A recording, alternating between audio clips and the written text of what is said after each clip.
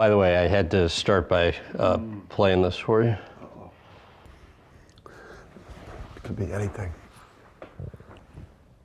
Hey, Coach, I'm hanging out here on Pebble Beach, and I understand, and I know for a fact you're a lot younger than I am. You're a better athlete, and you probably hit the golf ball 20 yards farther than I do, but I want to challenge you to a golf game, any place, any time. Loser buys dinner, a steak dinner, and a nice bottle of wine. See you soon. All right, even though I don't play, I'll take that. Yeah, you got it. I'll play anywhere. So what's the story there? I'm a little kid, and my brother and my dad both love the Yankees. They like the Cowboys. They like the Celtics. So I'm younger brother, middle child deal. So I've got to pick every sports team that I could find that's the rival of theirs, right? So. I decided I want to be, I'm going to go with the Kansas City Royals, and literally the first game that I tune into as a new Kansas City Royal fan to go against my brother and dad is the Pine Tar game. So you're talking about like a moment that just solidified my fandom right there. When he came flying, I mean the home run versus Goose Gossage, and then the aftermath, I'm all in. He was going to just kill somebody. But he was your guy growing up. Yeah, even though I didn't play, I was a dreadful Little League player and not very good at baseball. Mm-hmm. I loved the athlete. I loved the intensity. I loved the excellence, the clutch, and the big chew. And I would practice his swing, even though I spent 99% of my time doing basketball stuff. But I would look in the mirror and make believe I was George Brett. So take me through everything that's in the weirdo room. Oh my God.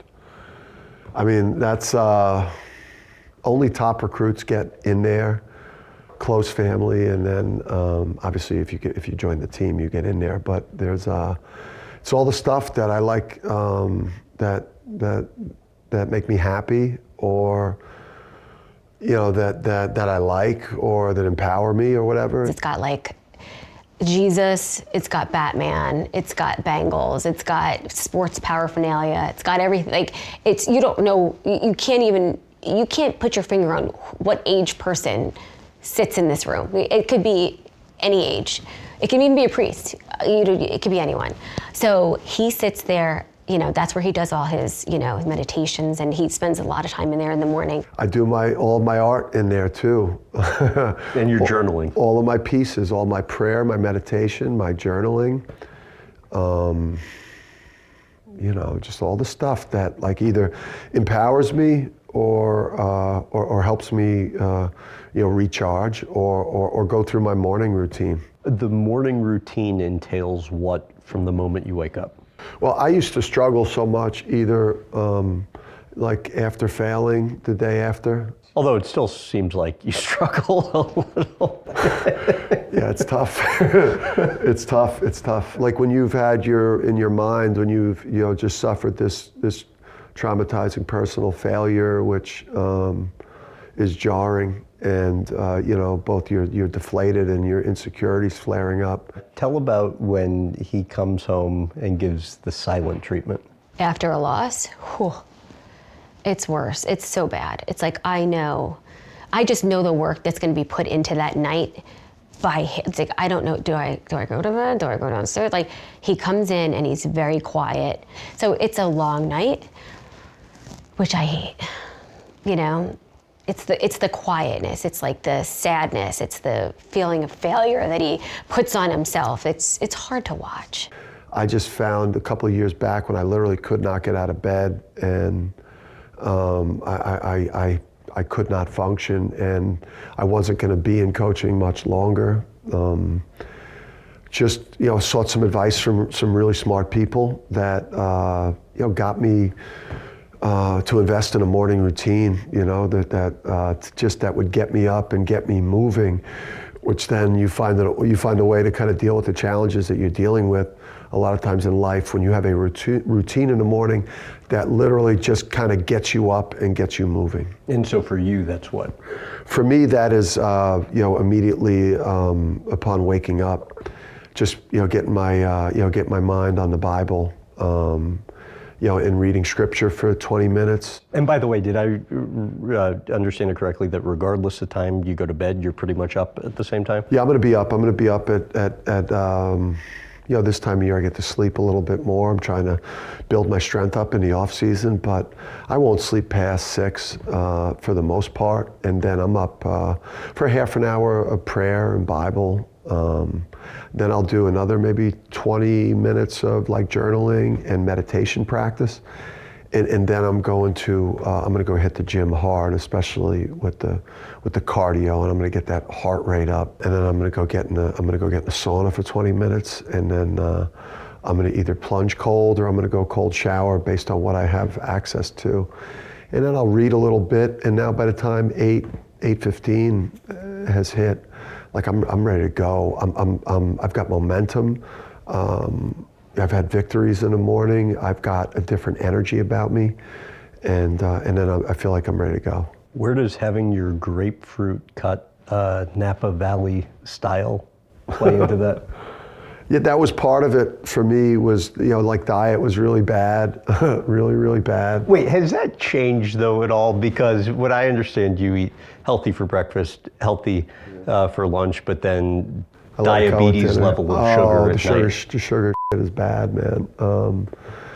I'm worried about it. That's why I won't go see the doctor and get the blood test, because it's like I'm a machine up until around 9 o'clock, but then I can't stop the ice cream. Like there's nothing better than like a well-made carrot cake. A bad carrot cake is probably nothing worse than that, or like a warm chocolate chip cookie with a big glass of milk. Once you've dealt with this stuff the whole day and you're defenseless, I mean, like I can't help it. What's the deal with the traveling Keurig? I've got to have my specific coffees for the game day. I'm a creature of habit. I mean, it's my armor. I don't want to have to make a lot of decisions either, and I know what gets me going. So I got to have my mushroom coffee at an exact time before tip-off. And then I've got to have my bulletproof with the MCT oil too at a very specific time right before the anthem. Right, I've got to have that first sip of that bulletproof coffee right before the anthem at a very specific time. And I've been told if you want food on the road, you could be a few states away and you'll call somebody to order off a food delivery app. Yes. Why? Because if I ate something... but why not like do it yourself? Because I don't know how to do it. I only know, I put literally, I put all my energy into one thing and trying to be the best I could be at it. Just downloading that and then trying to figure out how to get like my credit card onto that app. Plus, I guess I'd probably, because I've never had money and I don't trust putting like my credit card on my phone. Really? Yeah, I mean, when you grow up and you didn't have a lot of money, and then throughout a lot of the early part of your marriage and when you had a young family, we didn't have much. So I don't know a whole lot about finances, and I Venmo or any of these things, Uber, I have no idea how to use those. You're known for, I guess, keeping the door shut till about 9:30? And then from that point forward, you're ready to go. Yeah, I like to do, for me, when I hit that kind of like 8:30 mark, I like to, have things specifically like when the staff first sees me, and before players could potentially interact with me, I want to have gone through my whole process and then have worked on whether there are things tactically we want to do on the court, or a culture message for us, whether it's a staff or a group. When they first see me, I want to be able to hit them with exactly the direction that I want to take us in that day. Going back to what you were saying a moment ago, you mentioned not having much money early on. I think Andrea is the person you'll often call for the food delivery apps, but why do you think, you mentioned in the story of you know, she's somebody who doesn't often get the credit she deserves. Why do you think the relationship works? Well, I mean, I'd imagine part of it is her parents, in like a real weird way, were both born in Jersey City, even though she never lived there. And I think there's just something about people that from Jersey City or North Jersey, in a weird way, they're just symbiotic. They got this weird connection. It's a very tight-knit, blue-collar community.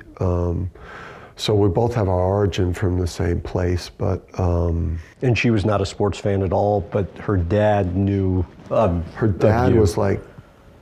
You were a senior when she was a freshman. Yeah. I went younger. I went young when I was young. When I was in college, I was a mess. When I met her, I was not functioning at a high level. And you did not have necessarily a positive initial impression of him, right? Well, I mean, he's a well-known athlete. I didn't go to many games, but I knew of him because my parents are from Jersey City, where he grew up, and my dad followed his dad's high school program, and you know, so I did know of him, and I don't know, he was an athlete. He looked like he could be, you know, a little bit of a jerk. I was gonna say, yesterday you said arrogant. Arrogant. Well, I know, I'm trying to. You don't have to make it PG for... I don't, you could curse? Oh, yeah, whatever. Okay. Yeah, so, yeah, he did. But... And why? Well, just the way he played. He always looks mad. He always looks aggravated. I'm like, I don't know. When I fell in love with my wife, it just started learning about how important it is to live for other people and what love can do for you. But by the way, I was a mess front. I was talking to her and she's like, what work ethic he had. And then she's like, literally the only reason he was able to graduate is because I did his paper for him. She's like, I almost flunked out myself because I was doing his work. No, she typed it. Where's the camera? She typed it. I don't want Seton Hall to take it back from me. Oh, come on. I got him out of Seton Hall. I forwent my studies, and my poor dad, rest his soul, I had to grab my report card out of the mailbox because I got straight D's my last semester because I was getting him out by writing his paper. And he could say no, but I did. And he even had the nerve to have me hand it in. Like, I wouldn't even give it to him for him to hand in. I handed it in. But he got out. I was that kind of beat up at that point in my life. When I really look back at the college experience, it was all the way around. It was just a major disappointment, you know, just a major disappointment. Just what I accomplished in college. Oh, but I mean, it plays into who you are today. So why view it as a major disappointment? Because it was like the best thing that happened to me was at that stage of my life, failing in so many different ways and struggling in so many different ways, you know, and having to have the backbone to fight through that and continue to kind of stay in the game and then have the ability to like look in the mirror and acknowledge that happened to you, and I don't ever want to feel like that about myself ever again. And you know, like just knowing how bad it can be for you when you're not functioning at a high level as a human being, right? Like the personal life, professionally, what you're doing, the relational things, marriage, family life, how important all those things are to how you feel about yourself and how you're functioning. The Avon, New Jersey boardwalk. Take me to the moment you give her a box. Oh my God, it's like, you have to understand too with Andrea, she, like a lot of people, like the story, her conditioned mind has changed like a lot of these stories. It was like it was as romantic as I could do based on my abilities at the time of presenting this incredible opportunity to her to marry me at that state as I was preparing to teach like driver's ed, sex ed, health, and phys ed at my old high school. I'm sure she saw this train was heading in the right direction. But I thought I presented the ring. I didn't know that you were supposed to ask her dad and her family for permission. Things like that were lost on me at that stage. I didn't learn that. Because she said you gave her a box and said, "You know what this is. Don't make me uncomfortable." That's not true. That was 1,000% accurate. Please. And he handed me the box and he said, "You know what this is. Please don't make me feel uncomfortable." So I'm like, what? So I opened it up and there it was. And then I was like, oh my God. And then a whole group of old people were coming down the boardwalk. So I was like, I just got engaged. And he's like, stop, let's go. Like, he was like, he didn't want us to So that was my story. I don't know if I got on a knee or not, but I asked Andrea, will you marry me? And I know that I almost fumbled it and it almost fell within the crack and into the sand. So I know that happened, but the first part of it, I'm not sure that happened like that. So you proposed on the expectation that you guys would likely end up living together overseas, but what makes you decide all of a sudden one day, I'm not going to show up to the airport to go play, I'm not going to answer the calls, asking, where I am. Where are you? Yeah. Yeah. I just knew I was tapped at that point, And tapped meaning what? I knew I didn't want to play basketball anymore. What? It had become just a painful experience. I was a shell of myself, of the player that entered college. I was too beaten up at that point. I was not in love with the game that way from a playing standpoint.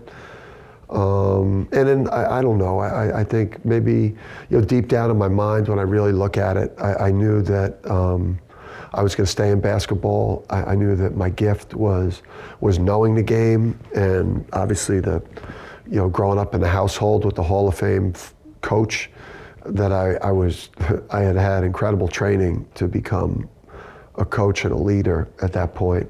I'd found a woman that I had loved, that I fell in love with, and that I was getting ready to marry. And I had my career as a basketball coach was what I needed to turn my attention to. So probably deep down inside, I probably knew what to do. What do you think gave you that self-confidence to make that decision? Because probably would have been easier just to stick with what you know.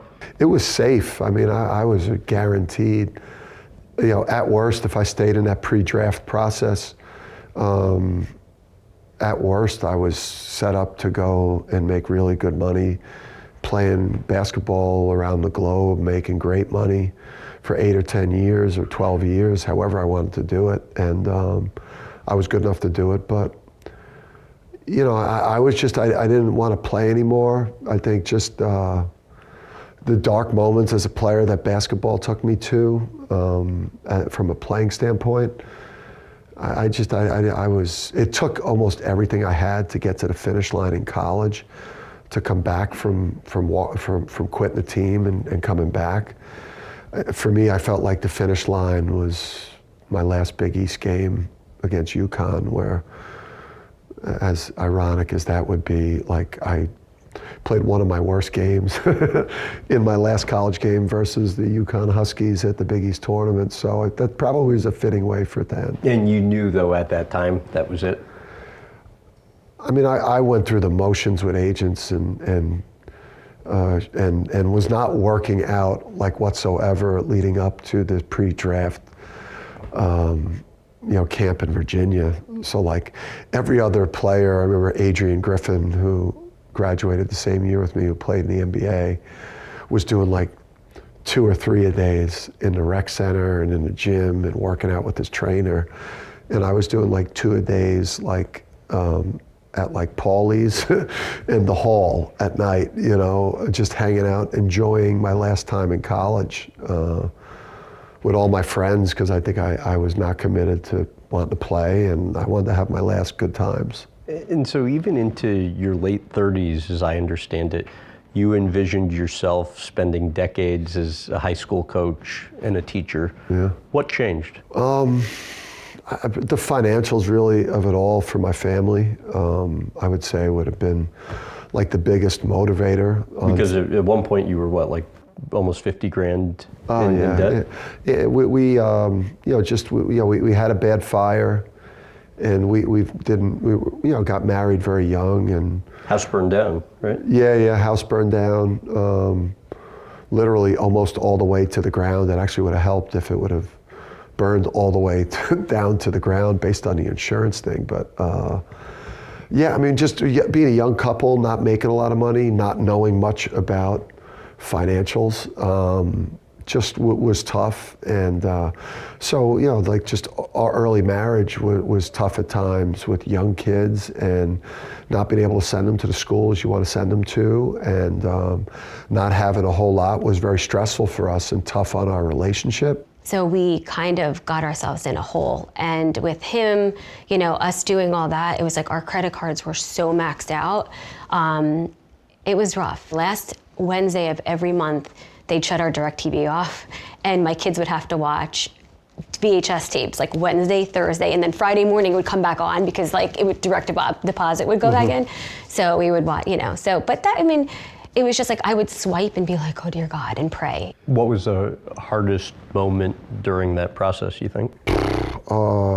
Just not being able to go and do the things you want to do, not being able to send your kids to the private school that you want to send them to, or not being able to take a vacation that you want to experience with your, with your family, or not, living in the house, or driving the car, like driving your wife's college car to work, with like a real, like a back tire, which was like turquoise and pink. And like, I'm this hard ass like coach trying to come in here and crack skulls and, and win ball games and stuff, that was not what I imagined for myself. So yeah, I mean, that financial piece, but then also too, the competitive piece too, because college coaches were coming into my gym to recruit my players, people that were way ahead of me in the profession, but I felt like I was as good or better coach than a lot of those people that were making a lot more money and coaching at a much higher level. So I kept that in the back of my mind too. And you said the same about your dad. My dad is one of the greatest coaches of the sport in the last 50 to 75 years. He's as good as anybody in his generation of having mastered all aspects of what we do as a coach.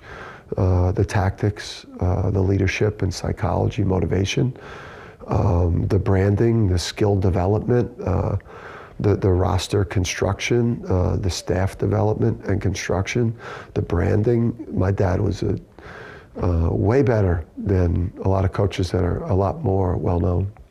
How many phone calls did it take you to leave Wagner, and why? Oh man, a lot, because we had just turned down a better job, or not a better job, Wagner, a job for more money 2 years earlier. Which one was that? At Marist. Tell me about pulling the rug with your wife on it. I couldn't believe it. It was, we had paid our dues. We had coached high school for 7 years, and it had always been tight or just not bearable for us. So this was our opportunity. This was, this was like 5X, 8X what we were making. And I don't think I was asking a lot. I mean, we're talking about, I think, like maybe 2 hours away from where we lived. I got offered the job the night before, and it was a formality, meet the president, and this is a done deal, press conference on Monday, let's go. And I woke her up at 5 a.m. just to get her in the shower and get her looking good to meet the people. And she just started crying. I was like, just had literally a mini nervous breakdown, panic attack, crying. Like, I'm too nervous. I don't want to do this. And he was like, we have to go. They're waiting for us. And he was like pulling me out with the rug. I had my hand on like her right leg, like her ankle and foot, and I was trying to pull her out of bed, not like very lightly, almost like patting her. It was not, I did not yank her, so I don't want this to get misconstrued.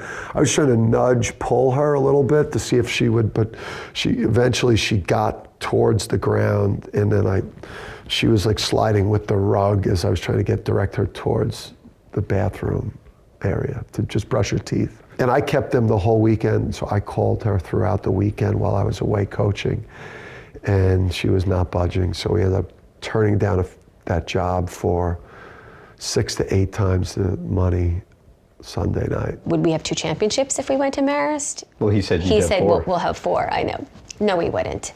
But I mean, yes. Was I nervous about that?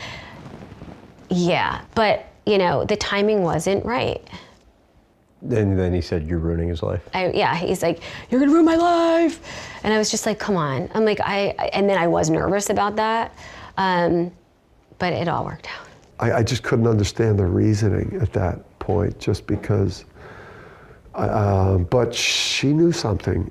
But anytime that we lose a game, I'll always, wherever I'm coaching the job before, I'll say, you know, or if I've turned down a job, like when I was at Rhody and we turned down, I think maybe Rutgers a couple times, any game that we lost at Rhody, she ruined my life because we should have took the Rutgers job. You know, everything is like that. Or anyone that told me to stay in the job, they're also a part of that. I will then remind them the day after I lose that they have ruined my life too. Set the scene and what Coach K said to you, while you were at Rhode Island. Yeah, so we had played Duke twice there, and Coach K, just having watched him up close with Bob, and just obviously what he took from my dad, and what him and my brother accomplished together. It's like, I hold him in just this incredible place as a coach and a leader. So because your brother played for him, and you played against them back in the day. Played against them, right. and just just what he's meant to sports and what he's meant to the coaching profession and the esteem he's held in, and how classy he is, and his persona is amazing to me. And so, that was my second time where he big boyed us in a big spot in a big game at Rhody. We played them earlier, I think, in my time here, in a big game at Mohegan Sun in front of a packed crowd. And he just showed that separation between the big boys and, kind of where you are as a mid-major and as a really good program or a high-level program at Rhody, but not elite. These are the big boys. So after they smoked us in the round of 32, and as we're both kind of coming from and going into media availabilities, he's walking by, with his wife, and he knows that I've got Pitt coming for me and UConn coming for me with big offers, and his wife Mickey is with him, and it's just pulls me aside and says, hey Dan, you need to go. This has run its course, and you need to go to the top level of this thing. So I know you're going to be probably sentimental because it's hard for you to leave places because you're not built like that, because your dad coached high school for almost 50 years and you don't leave well. But you need to take this job. And you're thinking what? If I don't maybe have that moment with him, we might have stayed there, because people have no idea how close we came to not coming to UConn.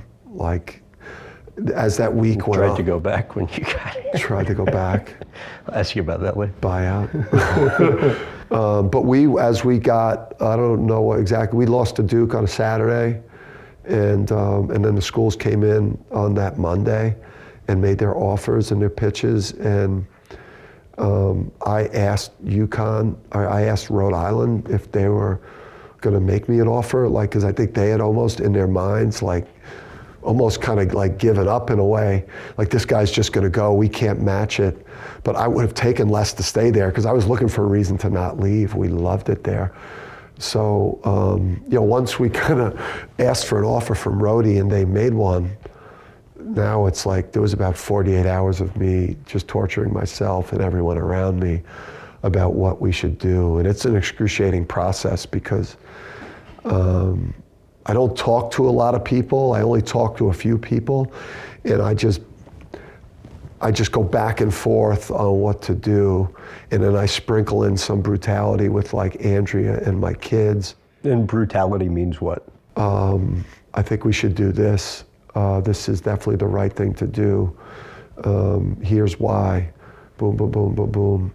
I then leave that person, get on the phone, talk to somebody. Maybe I call my brother, maybe I call my dad, maybe I call Billy Donovan, maybe I call Coach K, maybe I call Kamani or Luke Murray, maybe I call Sister Catherine Waters, maybe I call Father Edwin Leahy from St. Benedict's.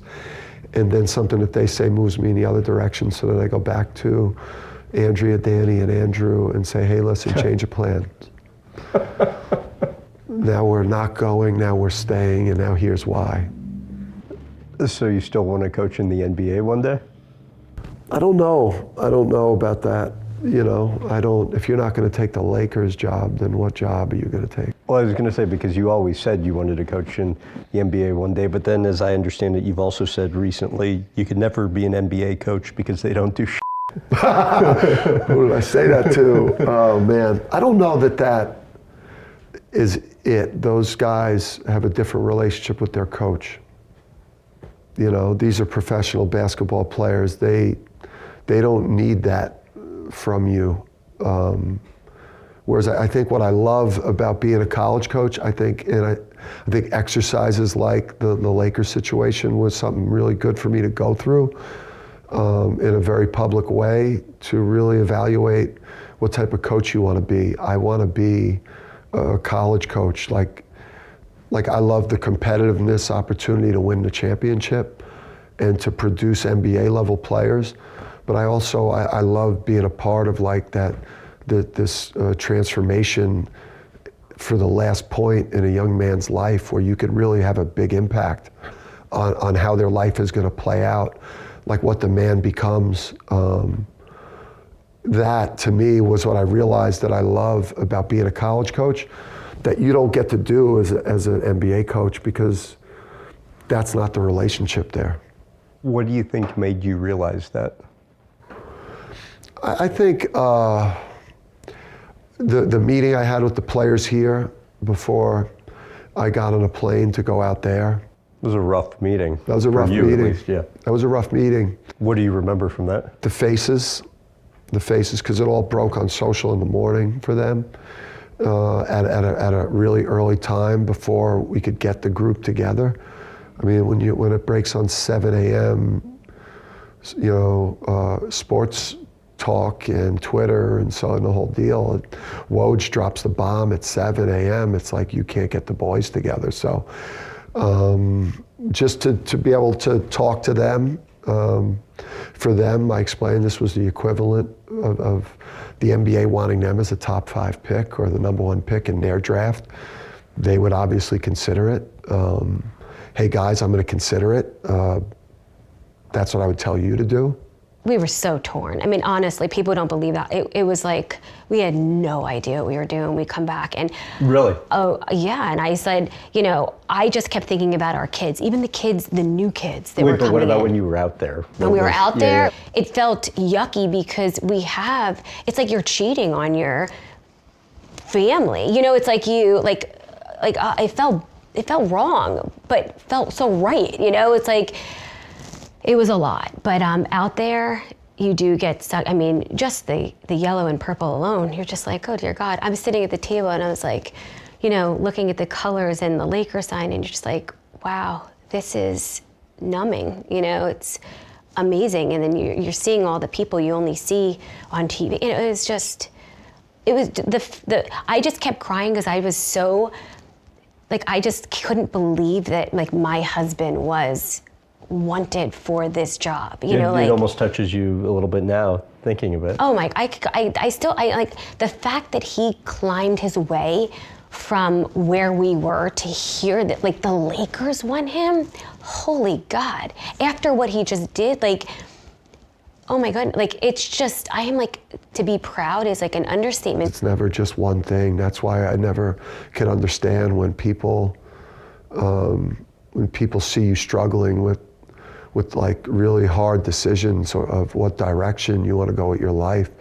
When you're a father or a husband or a leader of an organization, like the amount of lives that are impacted by the choices you make and how people could not understand publicly why it was such a hard decision, like it blew my mind. Well, that's also not to minimize your enthusiasm for it either. Like, talk about going into the room with your wife playing that LA song. Yeah, people found that weird too, which surprised me.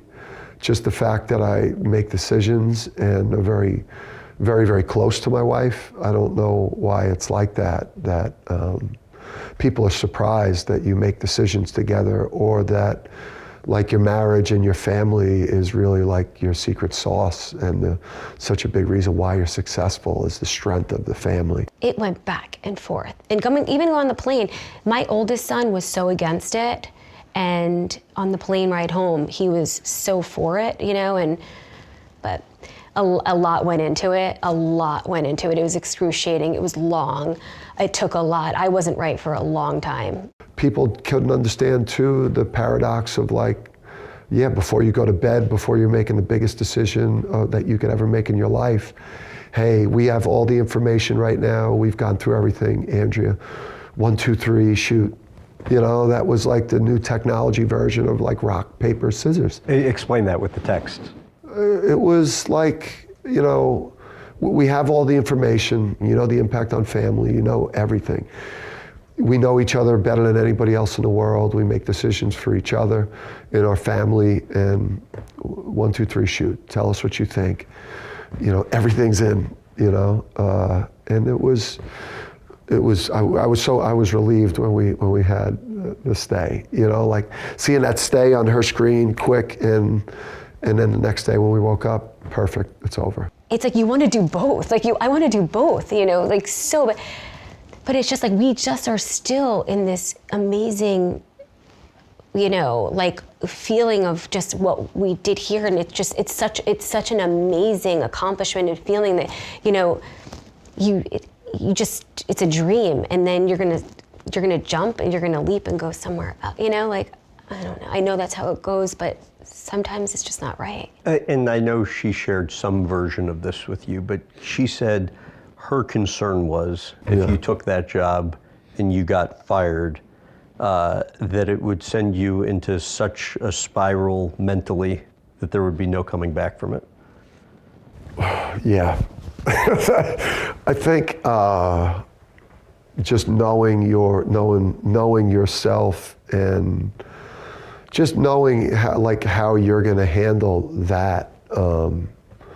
You know, just the 82 games. I like the things I love. I mean, in fairness, that job seems a little easier than this job. I mean, this job's now 24/7 with, and you know, NIL, transfer portal, recruiting, whatever. I mean, it's more demanding in a sense that like I'm the GM. I pick the players. I have to recruit the players. Mm-hmm. We've got to obviously fundraise and, you know, have great relationships with our donors, and be able to brand this program so that we could keep up in college sports with NIL and resources and facilities and those type of things. I hired my own staff. Obviously, I decide when planes take off. And so every aspect of the program here you control. Not necessarily the case. Not necessarily the case in the NBA. And I feel like where I'm at my best as a coach is the atmosphere that I create in practice. I believe that gives us a competitive advantage over the people that we play against. It's like Hell Week for SEALs or something. The way that we practice, the intensity, the pace, the competitiveness of it, the stress we put the players under. I think that's what makes my teams so great here in college. We get a lot of credit for our offense and all these unique things that we do, but if I can't replicate that in the NBA, it takes one of the things that gives me the competitive advantage in college away from me, because you can't practice in the NBA like that, because you play 82 games and you could barely even have practice time. And are you going to send LeBron on suicide? Stairs, you know, AD, the day after back-to-backs, and that's what I think you have self-awareness. In what ways are you hard on yourself? Or is a better question, in what ways you are not hard on you? I give myself, I think, you know, my ability to make my whole like adult life and in about like my family and UConn basketball, or my family and my team, that I'm going to stay pure coach. I'm going to keep to my identity, those two things that I love, or the things that are important to me.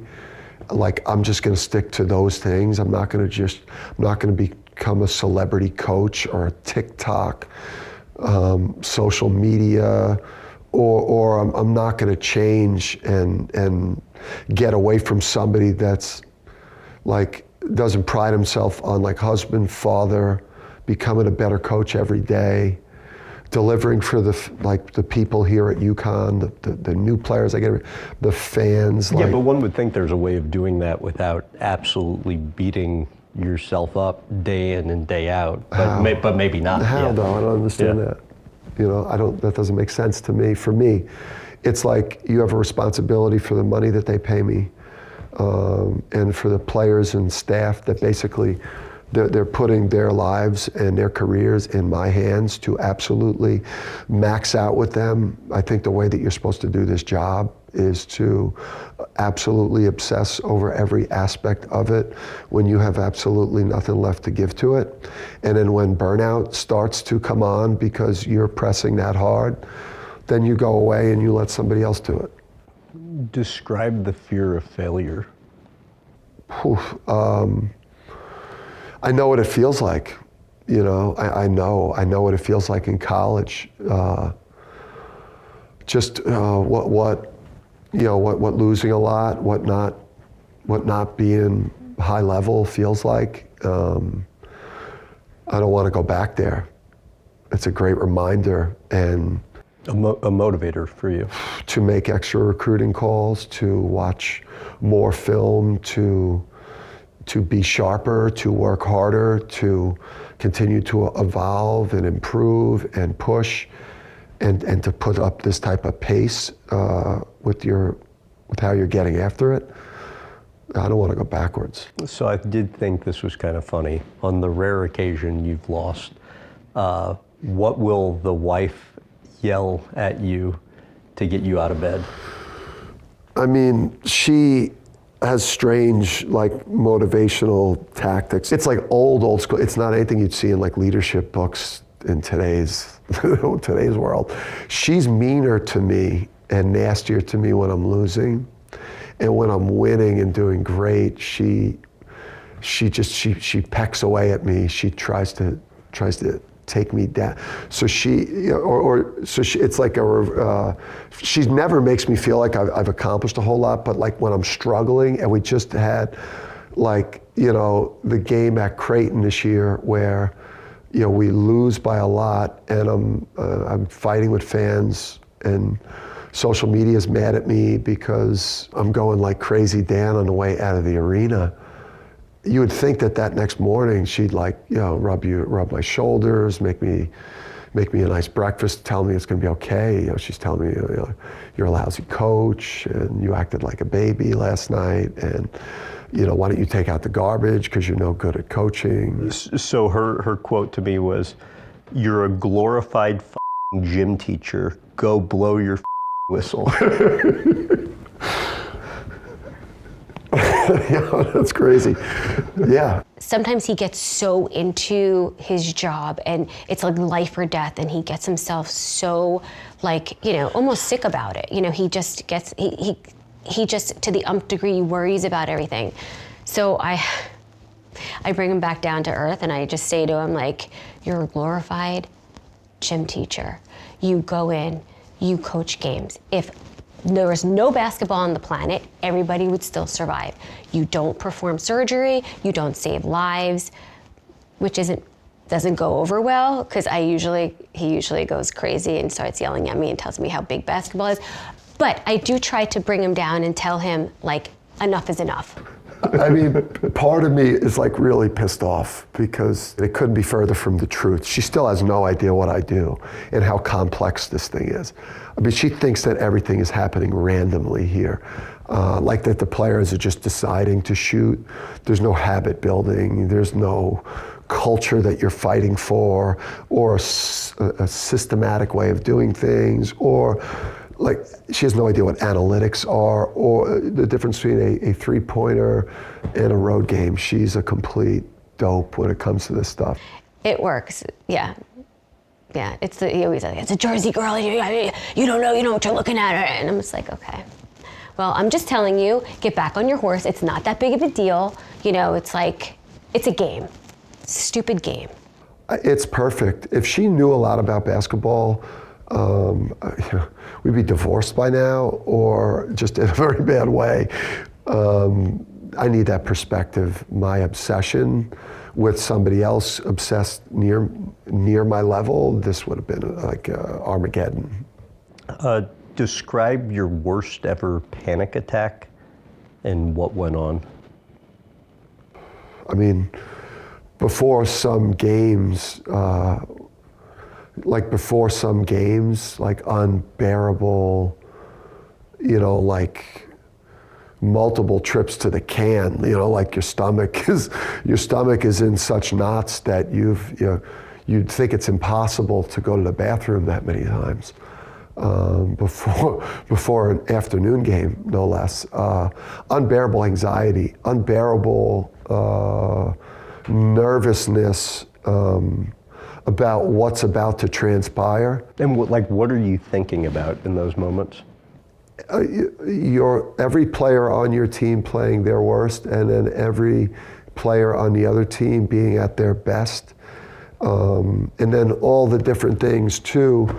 You're so well prepared for all the tactics of the game, of what you do defensively, what you do offensively, and vice versa. And you're calling a lot of different things. You're calling defenses that are very complex, offensive that are very complex, a rotation of substitution and lineups. Adjustments are happening at real time too. And then you're also dealing with the mental state of your players. The ones that have confidence in playing well, the ones that are playing badly and are melting down. The things that are going on in a game are so complex, and the fact that I know that so well because I grew up basically studying this whole thing as an apprentice to a master has created for me an understanding. I know things too well, and that's caused me a lot of issues, but every game and mostly every victory has made it a lot easier for me. Every championship has made it a lot more calm for me. But correct me if I'm wrong, a panic attack before has actually put you in the hospital. Oh yeah, hospital, not necessarily always too before a game. Sometimes, just overwhelmed, or, I just think a lot of the time, and when I was as a high school coach too, it was like the combination of young kids, young marriage, you just got fired at Rutgers, you're now a high school coach, money's tight, you're just not sure, And you always thought you were going to get fired? Yeah, I mean, the fear of just not succeeding and not being able to provide better and not being able to be accomplished and have achieved great things. That to me should make somebody nervous. And when you've gone to the hospital, do you know it's the panic attack that's going on, or are there times you think you're having a heart attack or whatever? You would think that you're going to have a heart attack. I've had two of them, recently. Even I would say the one it wasn't being hospitalized. It was ringing the stock exchange bell the year before, and it was just the emotional and physical and mental strain of a season that you put everything into, and then the euphoria of winning it and being a little tired, and then you're running around and you're doing a lot of cool stuff, but you become disconnected from your team and your players, and you get around different people, and then you're just like, wait, I know this is cool, I'm here, unbelievable experience, but where's Donovan Clingan? Where are all the players? So I remember just being overwhelmed with everything, and then being outside of my comfort zone, being off my routine, things that I like to do, and the way I like to spend my days, being like not having a practice to go to, not having my Peloton ride to go on in the morning, not having my weirdo room. It became overwhelming. There was a period of time in the past couple of years, I believe, where you went into such a funk that you weren't going into work. You couldn't leave the house, and some thought you just might quit. Yeah, so 2 different times for me. It was prior to my neck, prior to my spine surgery.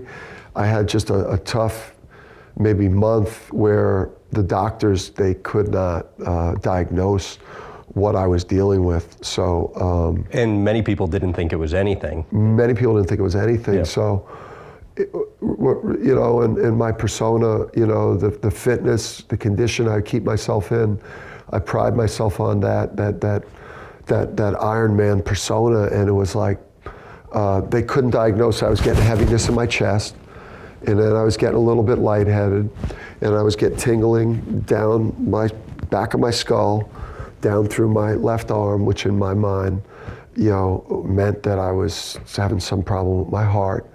You were constantly walking around with one of those. Yeah, I have a heart condition that I deal with already, which is something I have to track, which is hereditary. So in my mind, like, I knew it was something, but they were giving me gluten tests and food allergies, and I'm like, there's something else here. And I checked myself I drove myself to Hartford emergency room, and I was crying, and I was experiencing these symptoms, and I got discharged, and I was not going to work at that time the rest of that week. We got him looked out head to toe, and he kept saying to me, I have something wrong with me. There's something wrong with me. I said, they checked you out, blood work, everything, you have nothing wrong with you. Went home, mentally it wasn't good. Like, I saw a huge difference in him, which was kind of scary. Why couldn't you be around people at that time? I convinced myself that, that I was dying, that something was physically wrong with me. Like, I knew I was off. Like, I did not. Like, I wouldn't get up, and I couldn't work out. I couldn't, because I felt like something physically was wrong with me. And then because something I thought was physically wrong with me, I had gotten away from my Bible and my prayer and my meditation and my journaling. Things just went off the rails for me because my health was failing me. It was to the point, and I thought he was bullshitting me, which I was getting annoyed at, because, like I said, you're coaching in front of thousands of people, and now you can't drive a car. Like, this is getting insane. Like, snap out of it. What did you see? He was obsessing, walking around with heart monitors, telling me that, he had an addiction to caffeine, which I never saw him drink a cup of coffee. It was like, what are you talking about? Like, he asked you to take him to rehab. Yeah, he's like, well, he came to me this was like when he kept telling me something wrong. He's like, I think you have to drive me to rehab. And I was like, oh, dear God. Like, is there something going on that I don't know about? I said, for what? He's like, caffeine. I think I have a caffeine addiction. I was like, oh my God. But he was searching for something, and it was not bullshit. I thought it was bullshit at first. I was like, you cannot be you're a grown man telling me that you have things wrong with you. But he really was. Tell about the exercise where you were told to go into CVS by yourself, go get something. Yeah. And you end up like dropping the bag of chips in the aisle and running out. I was in such a bad way that I couldn't even stand to be in the store. I said, I'll stop at CVS, you go in, and then you drive yourself home. And he couldn't do it. Ran out. What happened? I was walking, like, he was in the aisle, he was going to get like Tostitos or something, and then I walked out and I saw him run out of the store, like walk fast out of the store, and I'm like, where'd he go? And I see the Tostitos there, and I'm like, what, you really can't do this? It scared the shit out of me. And it rocked me to my core. And you couldn't convince me like otherwise. Like, what was I going to go to work for? There's something wrong with me. Like I couldn't function. Like the wheels came off mentally. I couldn't move. Did you think you were done? I thought I was done, and I didn't care.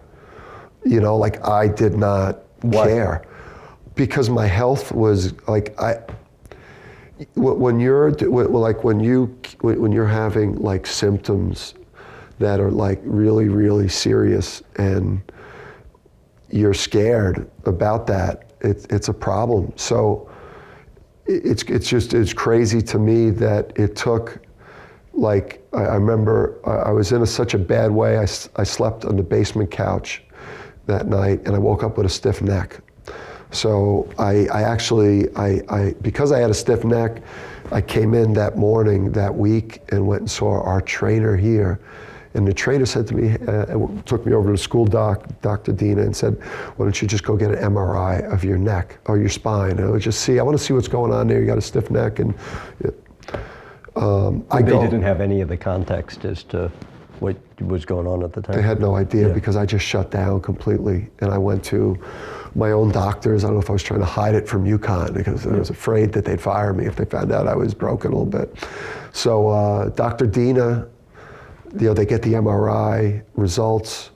Like that next morning, I get like an emergency call. You got to get to this neurologist, and just brought me in there and said, like, hey, listen, buddy, the clock is ticking with the way that you've got issues with your spine. You've got to go get 2 to 3 level disc replacement in your neck.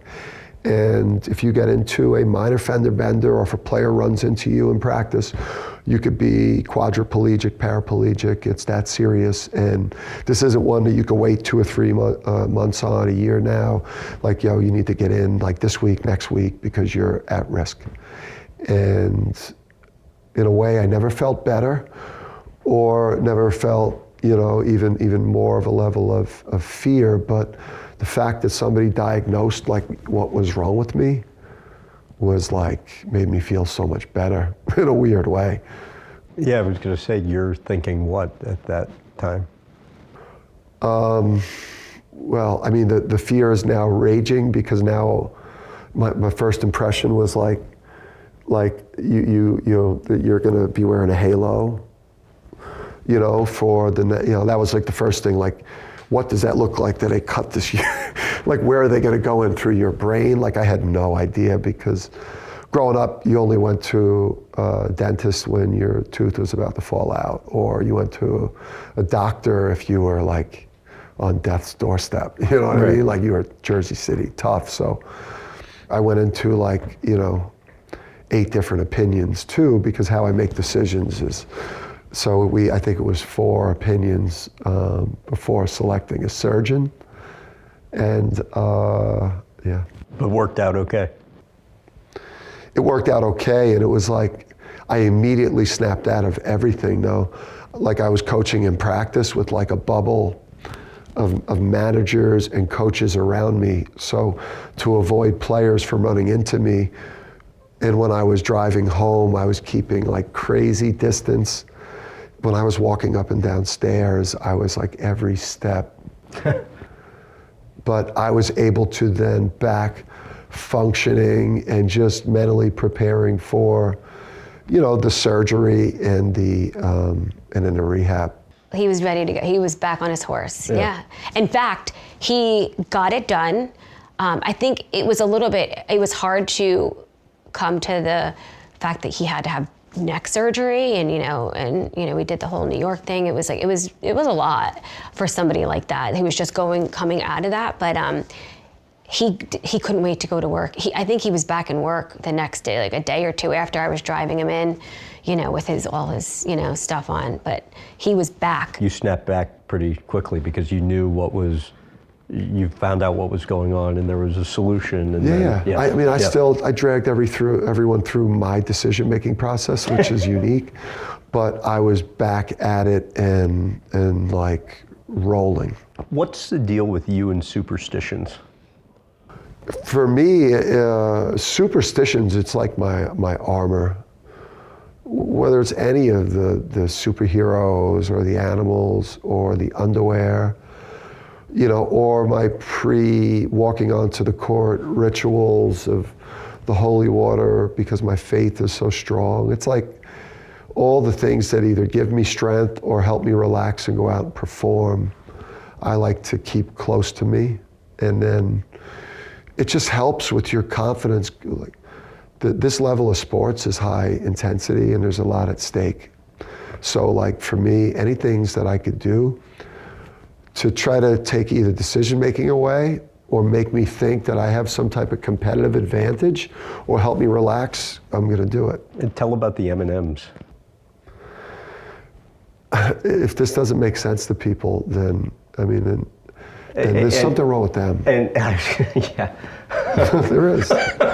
Alex said this was the most ridiculous of your superstitions, yes. Yeah, well, the apple doesn't fall too far because he's like sick obsessed too.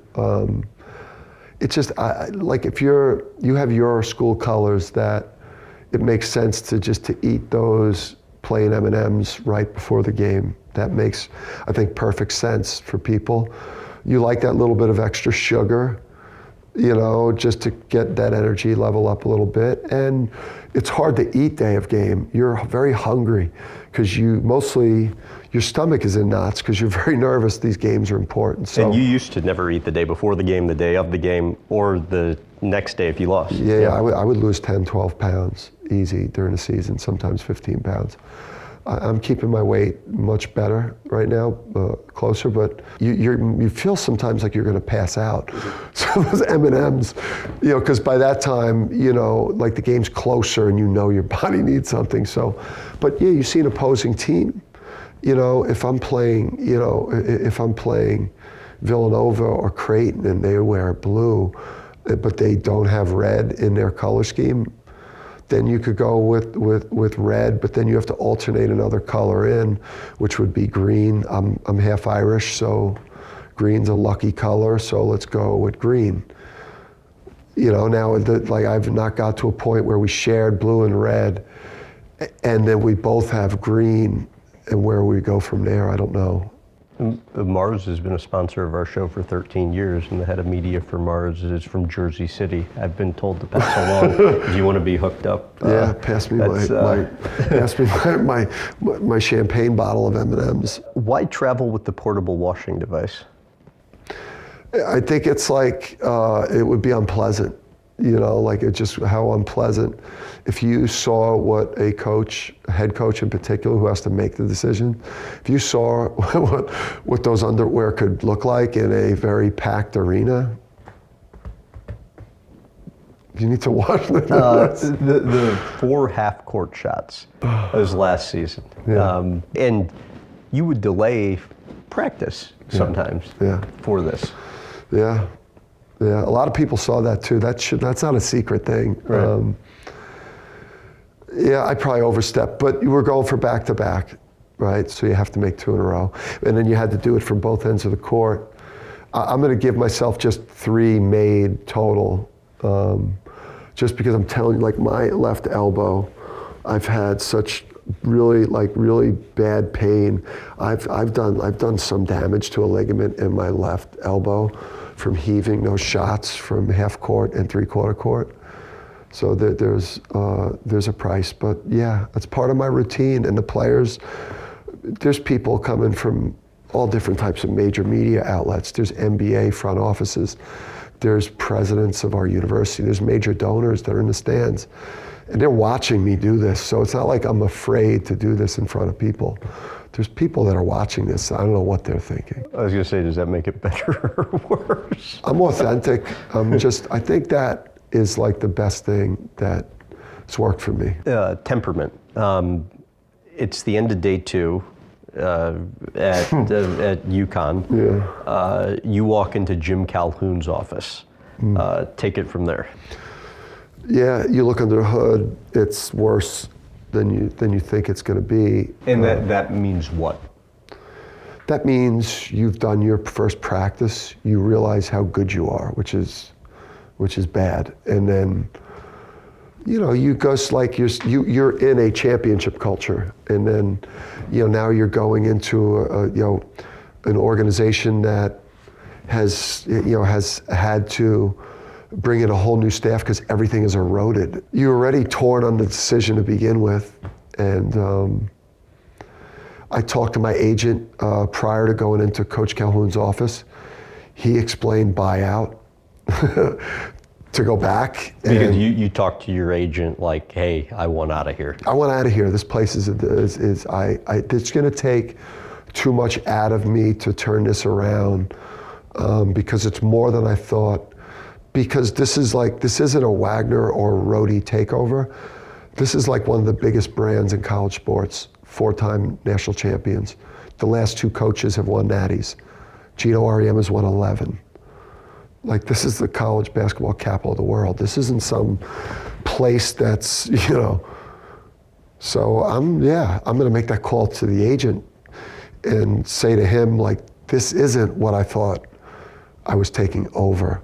And, I threatened to fire him because he didn't tell me that it was this bad. I called up, I went through my checklist of people to complain to, and he explained the buyout. And then I marched over into Coach Calhoun's office, and then, because I knew then I had to stay, and I had no choice and no move to make, and he just ripped me in there. Wait, so you walk in, you say what to him, and then he responds how? I mean, I walked in,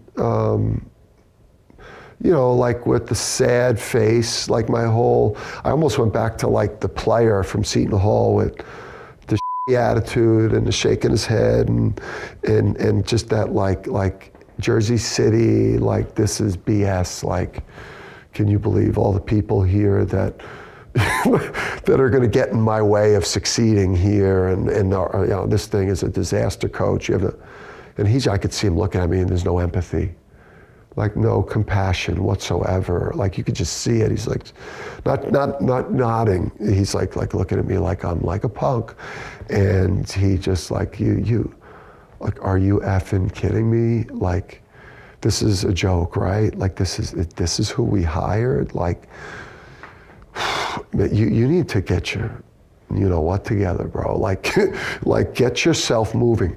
Do you have the right staff? All right, then go hire them. You need NBA players, go get them. If things aren't in place, go like brutalize your AD and the people at this school until everything's in place. But don't come in here again like this, you look weak. And running out the door, running down the hallway, like, let's go. Really? Oh yeah, let's go. Let's go. Like, what are you doing? Like those moments like that, What's the deal with the sideline behavior? That to me is like, I think it's like more about other people than it is about what that looks like. For me, again, like North New Jersey, like has incredible roots for sports, but also great coaches like UB Brown and Chuck Daly and my dad and coaches that used to like coach and work camps in the summer that coach with a lot of passion and intensity, and their teams, they played hard with a lot of emotion and passion, stuff that people love about sports. I just don't know why that's such a big deal for people, that I coach every possession hard. My players reflect it, how they play, and that I challenge calls by referees, and that I also interact with fans sometimes in a positive way or a negative way. Your agent's been concerned in the past about how much you would get on the refs. Yeah, he's an agent though. He doesn't have to win. He'll talk to your wife and try and get hurt on you. And, Listen, I think that was an important moment for him, but his ability to not relate to just what these moments are like when you get to the NCAA tournament and you have to win, or you get to the Big East tournament and you have to win a championship to either validate your career or to get more security or whatever that moment means.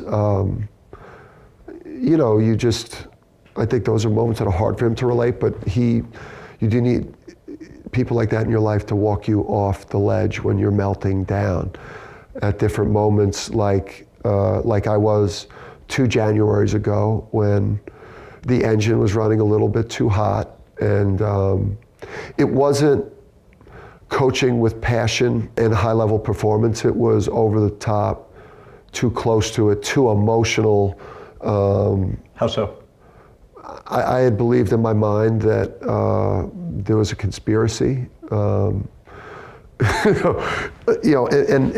like with the referees' calls, that they were all against me, and that I was, that maybe that in my mind, like I was doing some self-sabotage, like I did as a player, like not wanting to see how good I was, and just kind of self-destructing there in that January. And it took, I think some strong words with the agent, some strong words with, from Andrea. What was said to you? I had back-to-back flameouts in the NCAA tournament. We had crushed that early season and looked like the best team in the country. And then we lost our first game, and we were going to be #1 the next week. But that game at Xavier in Cincinnati, we lost we lost the perfect start. All of our players went through slumps. We played the hardest part of our schedule. You can't keep up that level throughout an entire season and probably go undefeated, although I'd love to see if you could do that. But I didn't see everything at the time that was happening, and just manage my team through this tough stretch of all these things. I just imploded. Instead, But that means what for you? Not making adjustments, allowing the dark cloud of the last loss stay too long, and not appropriately handle the adjustments, the corrections, holding everyone accountable for the performance, and then moving past it and preparing for the next one. Just allowing that failure to stay with the group too long and to seep into the bones. That was the biggest thing that I learned to get adjusted that January. A quote you gave, which I thought was interesting. You said, "I don't care what people necessarily think of my intensity or my passion. It obviously shows up the right way with my team. We don't cheat. We don't lie. I think we're about all the right things. I'm just at times an asshole." Yeah, right. I thought that was great, though. Yeah, I mean, it is. And we don't get as much coverage. I just think, for whatever reason in sports, I think you have. Even now, though? What's that? I mean, even now? We should lead, we should be the consensus #1 team going into next year. Morning shows, or, leading, sports highlight shows, or, like we've been one of the best sports organizations the last 2 years. The talent, the teamwork, the energy that we play with, the excellence, like the old school values of players holding each other accountable, coaches holding players accountable, like striving for championships, dominating in pressure moments. We suck here at, creating social media buzz and dropping TikToks and doing all those types of things. And the things that we stand for should be, or in my mind, should be celebrated more. In what ways did fatherhood make you a better coach?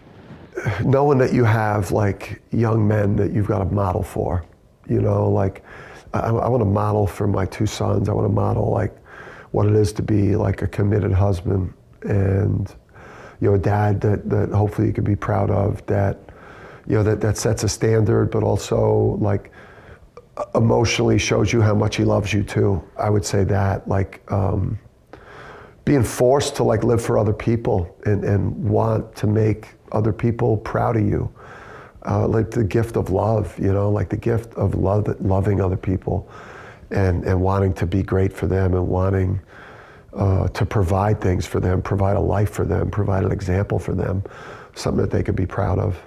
We talked to Andrew earlier. What's it been like having him on the team? Man, having Andrew down there,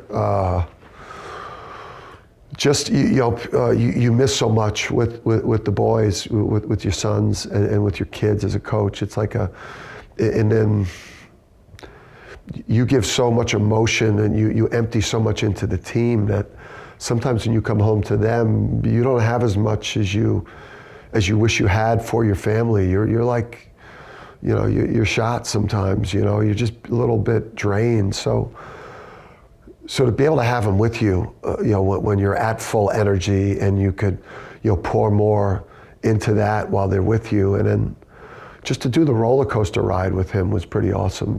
Like that. It's such a cool thing.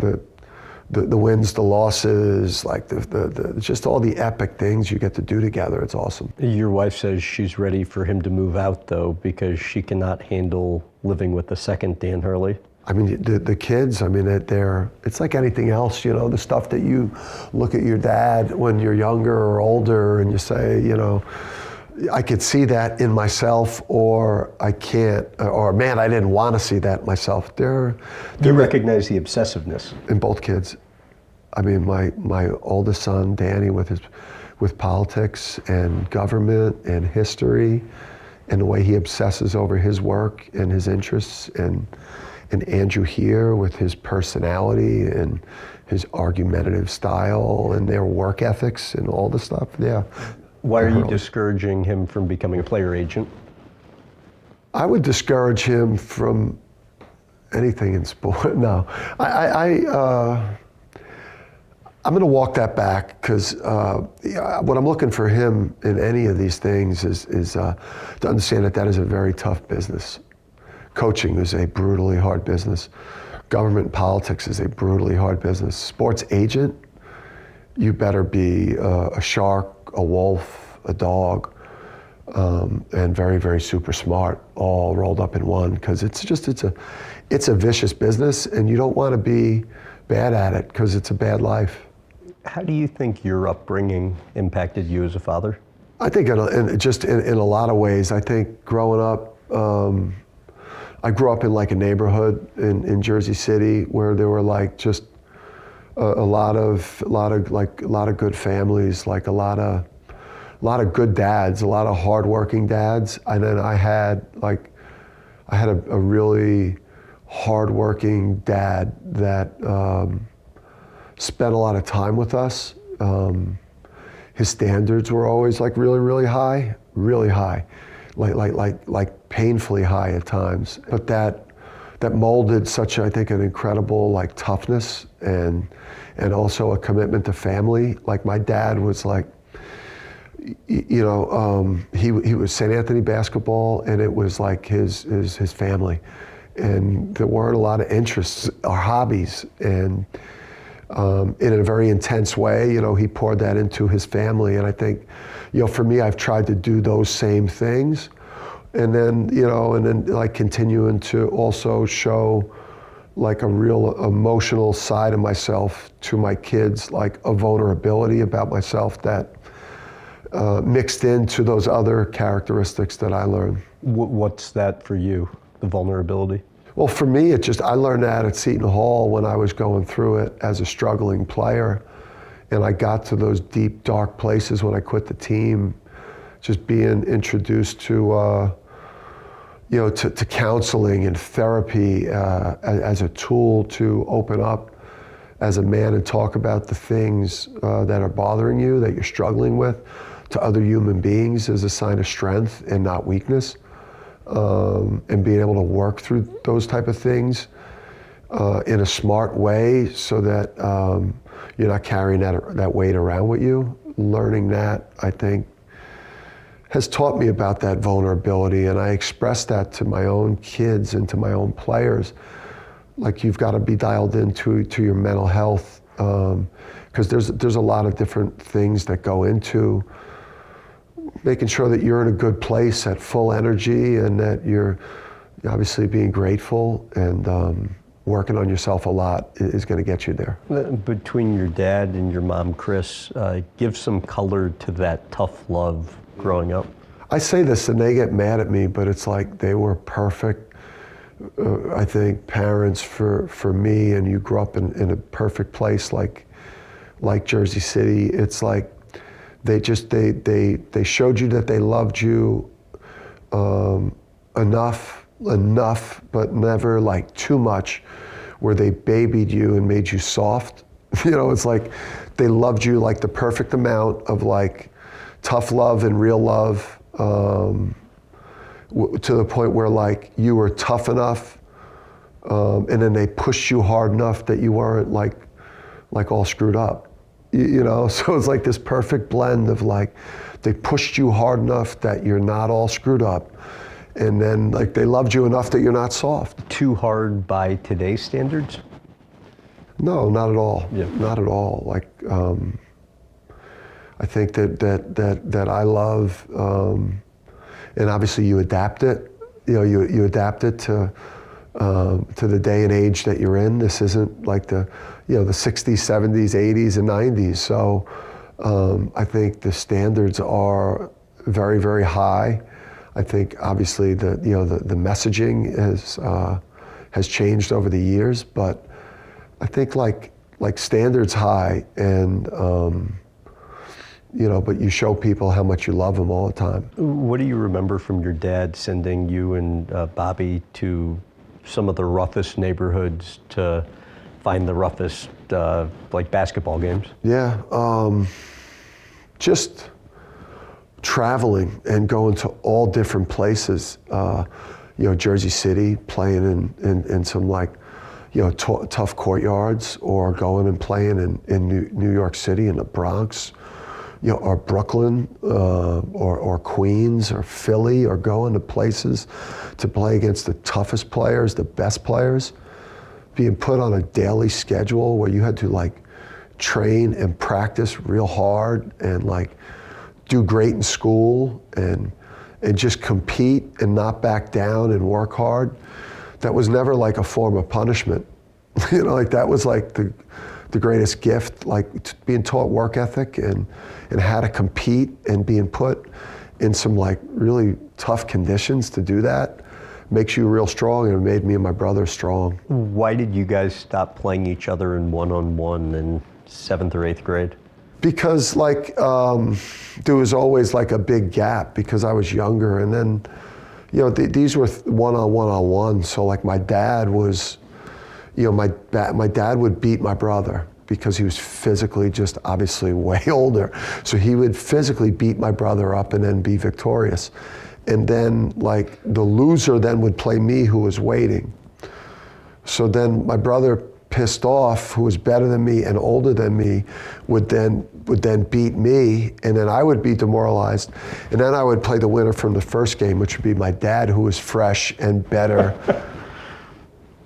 Sounds Would fun. you stay in? How long would you want to? I was so excited when those stopped, because now my brother was getting close to beating my father, and then I would have then given my dad a game. So I think my dad is the one who called it off when he saw my brother creeping up. How true is it that you had fever sores on your lips from when you played your brother in the NCAA tournament? That was brutal, because I was playing like maybe 6 minutes, 8 minutes, some games less, some games a little bit more. And I could see that PJ understood that there was going to be a tactical advantage of having me out on the court, what that would psychologically do to my brother. So I noticed myself starting to practice more than I was with the first team. Like, wait a second, I didn't get this many reps. So I could sense that my role was going to be bigger. And now this became this whole big media thing. It was like the Hurley brothers, city of brotherly love, Philly. Back then, if you ever played a game on TV, it was like a big deal. You haven't even been talking to the media because you're the backup point guard. And now I've been thrown into this Hurley Bowl like crap that's like, oh my God, like this is like a disaster. You're in no position ready to be in a game of this magnitude. I think this connects to, I mean, this does connect to kind of a tougher period of your life, but take me to the moment that you found out about your brother's accident and what you're told. Yeah, so I had already come into the house fragile, just having packed up enough stuff to either move out of Seton Hall permanently to never return, or maybe at some point you can pull yourself together and return to college. So I didn't know how I was leaving, but I just remember driving home in a bad way, just contemplating just how badly things were going for me and how far off course and how embarrassed and how much shame I felt returning to Jersey City, a place that celebrated me and my family a lot, and we're synonymous with the city. So that didn't feel good. And I just remember being up watching Bob's game because we had the satellite dish on the roof at our house, and we caught his game, and then just went to bed, and then I remember just getting that call that night of like frantic yelling, screaming, crying that my brother was in the ER and the accident was life-threatening, and then it was just scary, man. What are you told about what the injuries were? Well, it's just life-threatening, ambulance, ICU, book flights. So I just remember just like this just chaos to get the landline, right? To get the landline to be able to call and try to get flights. Back then, the way you could get flights was you called the airlines. So it was a very scary, and you don't want to hold the phone because you've got the hospital calling and the agent there. The torn windpipe, 2 collapsed lungs, broken ribs, fractured back, ligament damage to the knee. Was there a moment during that process that was scariest?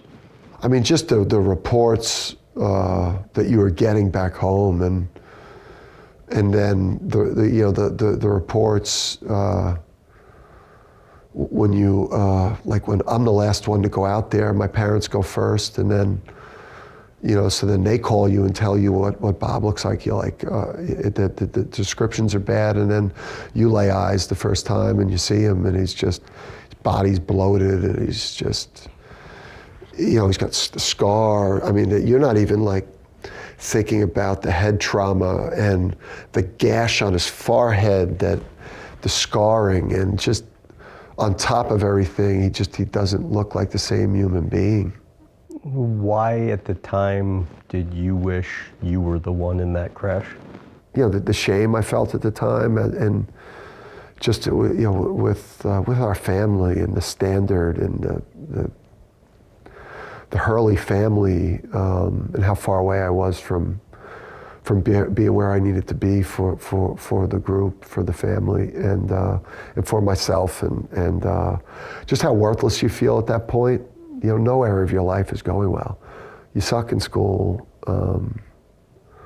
You've got no relationships. You're a horrible player. You've got no faith. You don't believe in anything above just hanging out and drinking and doing everything either mediocre to bad. You had quit the team, and then there's a moment you're back at your dorm room. Mm-hmm. Your brother leaves. Your Jersey City friends that were there leave. Take it from there. Yeah, just holed up and would not leave the room. No food, nothing to drink, nothing to eat. Won't take calls from Won't anybody. take calls. Phones going off in the room. Hallway phones going off. I could hear it in the hallway, and we're the only people on campus, just like we are right now. Like there's no one on campus. It's winter break. It's just the basketball team. So, there's the banging on the door, and your family doesn't know where you are because no one from Seton Hall was reaching out for them. I think we had a day off that next day. So I don't think that they knew that I had basically shut it down until, day 2 going into day 3 where no one had heard from me. So that's where off day Saturday, no one notices that you've gone underground. Then the next day on Sunday, you don't show up for practice. Okay, they're probably starting to look around from you, but not until that night where you still haven't surfaced into that next morning did anyone start really even coming to look for me. So it was probably about 48 hours. What do you think got you to the place where you were considering taking your own life? You go and eventually they talk you into, you get talked into coming out of the room to go with your mother to, psychologists and to get analyzed that way. And I think the first couple of professionals I went to talked about, potentially doing a medication, which was scary for me and not what I wanted to hear. But has been hugely helpful for plenty of people. And it helped plenty of people, but it wasn't something that made me feel good about where I was at, that I couldn't kind of fight my own way through it. So, I returned to, I remember getting in the car that night while my mom was driving me back home to Jersey City. It was dark outside, and you're thinking about everything. Again, you're failing. You're failing. You're struggling. No area of your life has any quality to it. It's just, you're not healthy. You're an absolute mess, and it just, what you've invested to this point, what your father's invested, what everyone has invested in you, your community, you're failing yourself, you're failing everybody in your mind. That's how you're personalizing the whole thing, and you know it. Only time in your life you've ever had those thoughts? Yeah, you've had times where you feel pretty crappy. You go through the health scare and you're not sure what has you in this funk. I know losing to New Mexico State here, my 4th year here after the back-to-back failures, was a really jarring moment. Nowhere near these other ones, but it knocked me underground for a couple days, and didn't deal with the media for close to a month. And I did my job. I was able to function well enough here, but mentally and personally, that was a brutal off season in summer. When you've been in those moments, what are the tools you found most effective for pulling yourself out? Yeah, I would say the morning routine for me, just getting out of bed in the morning, knowing that, my God and my faith is waiting for me, and I want to start my day in prayer, and that I'm not going to let my spiritual aspects of my life be let down. Like, my relationship with God is going to stay strong and a pillar for me. Like, I'm going to lean into that to start the day straight away. Then I'm going to begin again. When I get to my meditation and journaling, I'm now strengthening the mental aspect of my life. So I'm starting the day to begin to get my strength back. Now I go crush a workout and kill my personal best in the mile. At 51 years old, now I've got great momentum started. I've got to come in and pick up the pieces at that point and watch film and make the corrections. But I'm coming in here really strong, having done some things to create some momentum. Because when everyone sees me in here, I can't look weak. I can't look defensive. If anything, I gotta look pissed off or angry. Oh, come on. That's it. It's like when you get knocked on your ass and you have failed and you're hurting, you don't sleep that night. Mm-hmm. You don't go to bed and you wake up and you just, this is personal. This is like UConn basketball and how we play and what we achieve. It's I'm the first person that people are pointing at when this thing goes bad. And and what my team looks like and how we function is very personal to me, and it's something I take great pride in because I know my career as a player was a failure. I know that my college years were a major disappointment, the person I was. And does that really still bother you? Because that was a piece that I didn't get. There was some quote that you gave about, you're like, I don't want to say it haunts me. And I'm thinking to myself, what do you mean? You're like one of the best coaches on the planet. Who cares? That's part of your story and how you got to where you are. Yeah, I'd say two things. It doesn't last. I thought the fulfillment of the championships would erase the insecurities and your thirst for the pursuit of the next achievement, but it wears away quickly. And you realize that you love the work and you love the tribe. Billy Donovan helped reinforce that with you, right?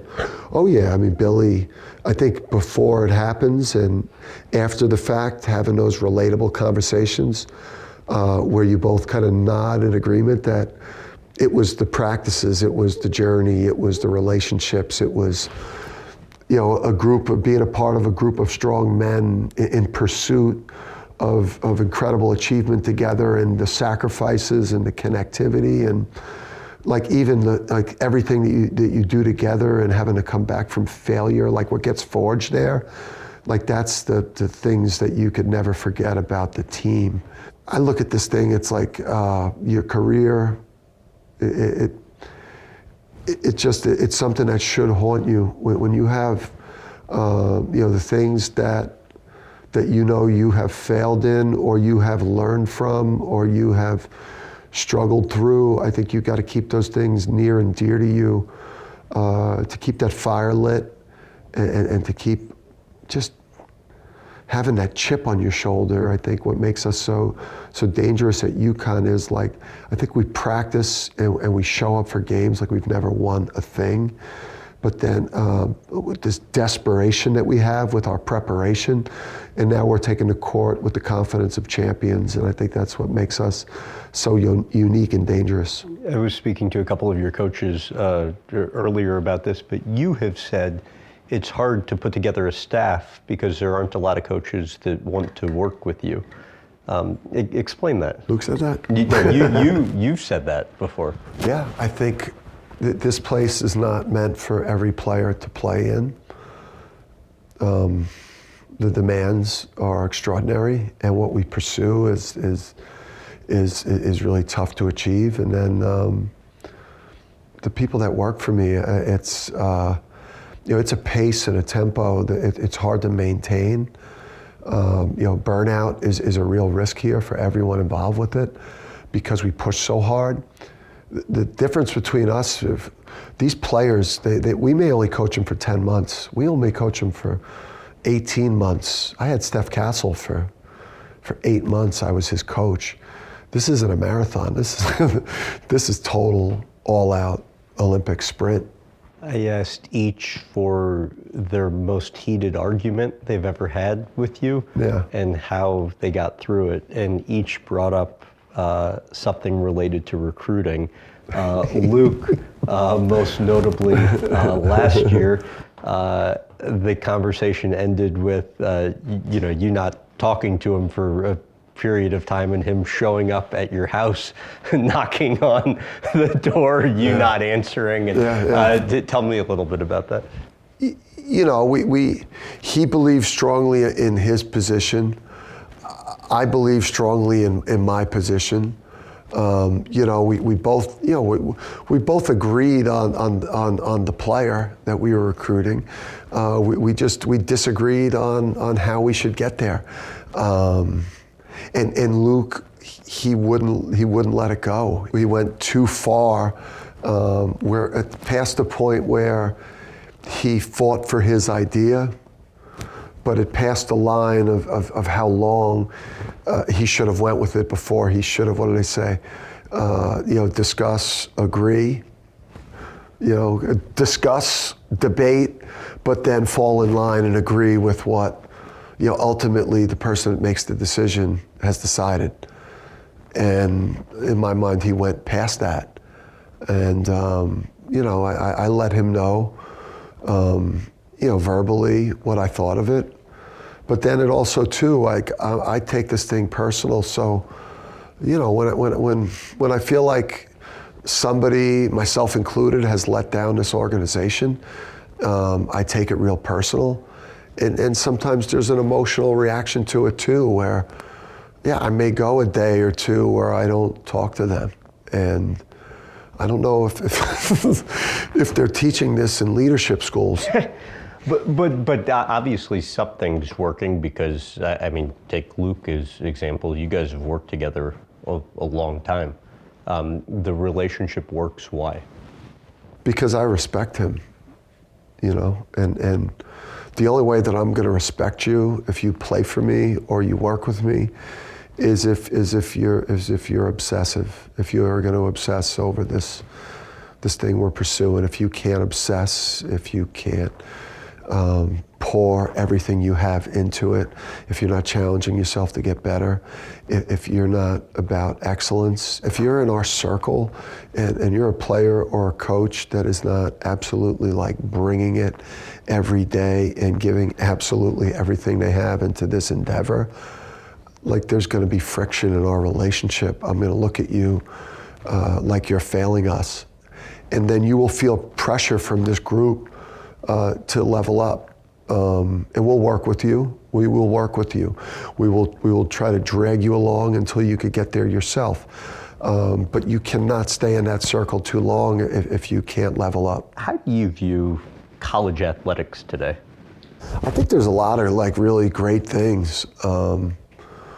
That it's been a long time for these players to have opportunities, to have more freedom.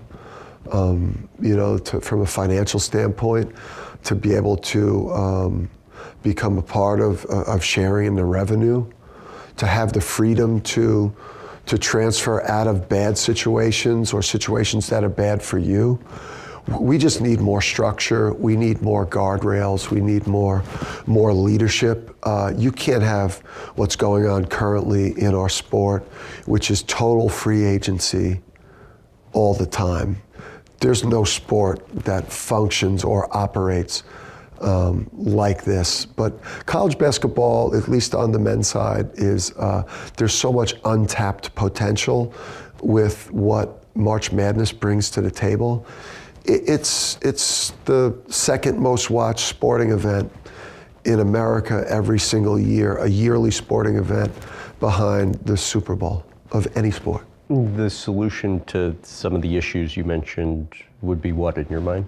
Yeah, we need to get to a point where there are contracts involved with players. I think it's not just good for the universities in terms of getting a commitment from the players themselves to stay and to not have so much transition on a yearly basis. Eventually that's not going to be good for the sport, because college fans they want players that are going to be with their program for a couple of years. They don't want their team to change every year. They won't tolerate that at some point as fans.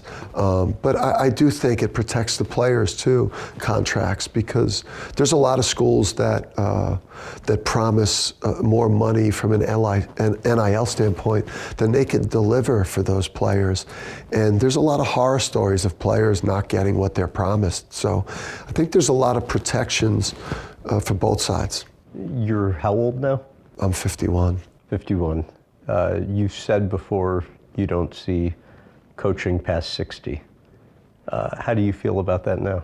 I think it's, I don't think I'll coach much past 60 if I get to 60, because I think What do you mean if you get to 60? I mean, if I get to 60, I don't, the way I look at it is you end up cheating a lot of people if you're not doing it to the absolute max. I mean, like treating this thing like it is an absolute sprint. I've been told by people close to you, though, that that's a complete crock. They don't know what else you would do with yourself, and you'll be doing this forever. I'm not talking about choosing to do it. I'm talking about where you just get burnt. Oh, right. And you physically or mentally or emotionally, you go too hard for too long, pushing it so hard because you don't golf and you don't take a lot of time off, and you don't manage. I look at this thing for me like the way that I'm doing it is the right way to do it, is that you pour everything that you have into it, and treat this thing like it is the fastest sprint you've ever run in your life.